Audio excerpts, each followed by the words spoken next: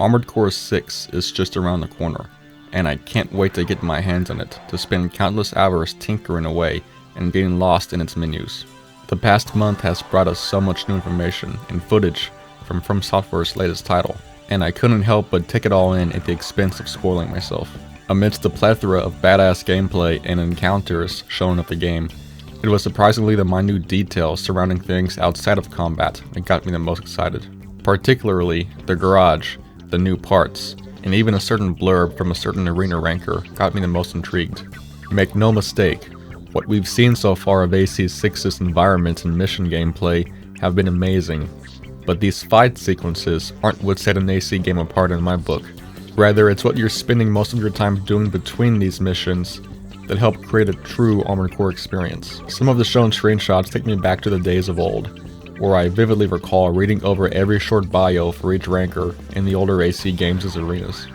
Here's an image showing one of the Ravens in AC6's arena, whose AC's name is Bitter Promise, which most certainly plays off his given bio. He's a mercenary who snuck onto Rubicon in hopes to get rich quick. He has a very bad habit of piling on loads of debt by continuously buying new parts when they hit the market, with no intentions of repaying his loaners. The description of his personal quirks remind me so much of the arena from Armored Core 2, the likes of which is chock full of scummy characters and complete oddballs. Examples being the infamous number 1111, who prefers to stay at rank 11 since it has twice the ones as the top rank. Or perhaps one of the AC2 arena's closest parallels to Bitter Promise, that being Funnel, who quite literally funnels money away from donors of his fundraisers into outfitting his AC with the most expensive parts in the game.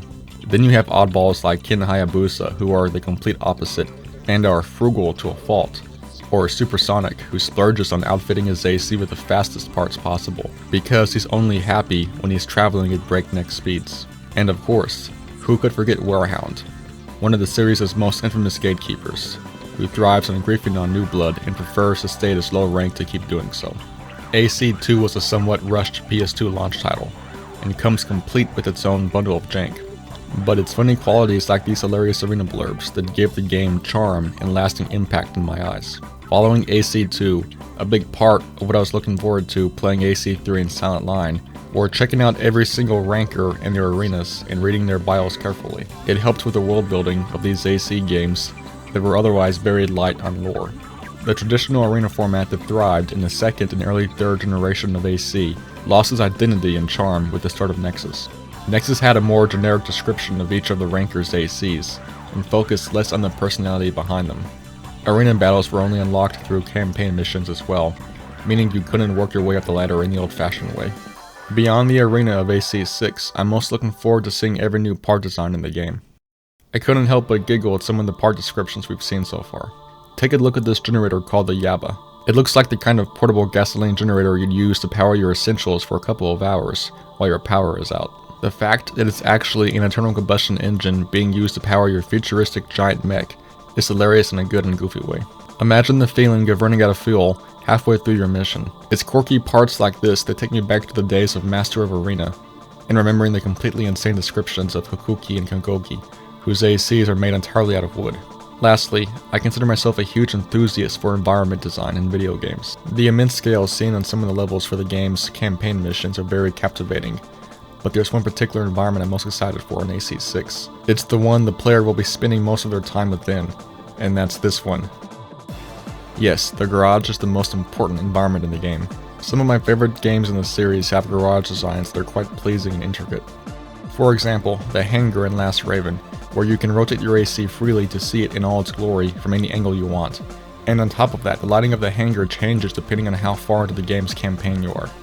Then there's games like Armored Core 3 and Silent Line that have this wonderfully warm and glowing backdrop with animated designs crawling across its surface. It's very easy to look at and serves as a way to ground the AC for the first time in the series. Previous to AC3, all ACs were suspended in midair amongst a black background.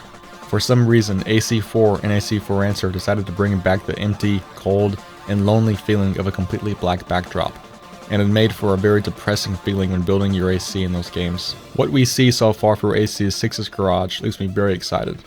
It reminds me of the hangar bays seen in the cutscenes from AC2, namely during the intro cinematic where the Geometrics ACs are being ready to launch onto the surface of Mars from a spaceship.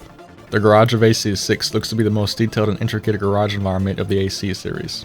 What I love most about it are the catwalks sprinkled throughout the image, that help depict the relative size of the mech and add a human element to the environment.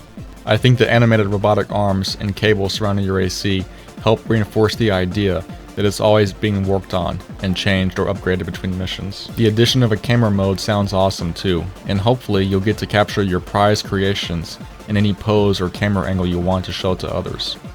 It's been 10 years since the launch of the previous AC game. I'm sure many of you are equally as excited as I am. Once the game releases, I'll be playing it and providing more content for you guys on my channel. So stick around, I'll be seeing you soon. Fly high.